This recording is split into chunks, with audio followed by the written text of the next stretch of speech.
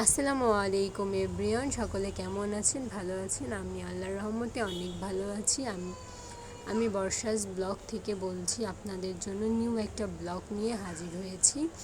ব্লগটা আমি সকাল থেকে স্টার্ট করছি। সকালে ফার্স্ট অফ অল ব্রেকফাস্টটা বানিয়ে নিচ্ছি। ব্রেকফাস্টে প্রথমে রুটির জন্য পানি দিয়ে নিচ্ছি। পানিটা গরম হয়ে যাওয়ার পর রুটিগুলো সুন্দরভাবে ময়ম করে নিচ্ছি। ভালোভাবে ময়ম করে নিচ্ছি। ময়ম করে নেওয়ার পর গোল গোল করে রুটিগুলোকে ভালোভাবে বেলে নিব। রান্নাঘরে যে চার পানি দিয়েছিলাম সেটাতে চায়ের পাতি দিব। তারপর অপর চুলায় রুটিগুলোকে ভেজে নিব।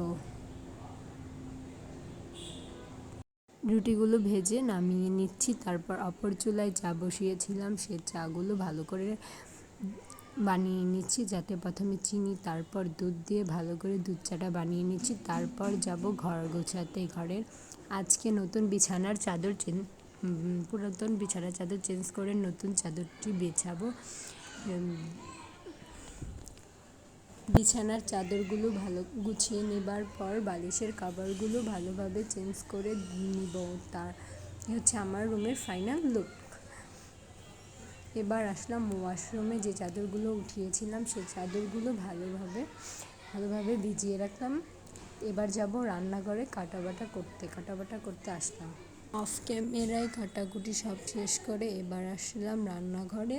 প্রথমে মাছগুলো ভালোভাবে ভেজে নিব। তার জন্য মাছগুলো হলুদ মরিচ লবণ দিয়ে মাছগুলোকে ভালোভাবে মাখিয়ে নিব। এবার মাছগুলো ভালো করে ভেজে নিব। ভালো করে মাছগুলো ভেজে তুলে নিব। তারপর পেঁয়াজ মরিচগুলো তেলে ভালোভাবে ভেজে নিব। পেঁয়াজ মরিচগুলো ভালোভাবে ভাজা হবার পর লবণ হলুদ মরিচ ভালোভাবে দিয়ে হালকা একটু পানি দিয়ে ভালোভাবে কষিয়ে নিব। ভালোভাবে কষানো হয়ে যাবার পর আলু দিব। আলুগুলো কষানোর পর হালকা একটু পানি ভালোভাবে কষিয়ে নেবার পর পানি দিয়ে পানি ফুটে যাওয়ার পর সবগুলো মাছ দিয়ে ভালো করে ফুটে যাবার পর তরকারি এবার নামিয়ে ফেলবো।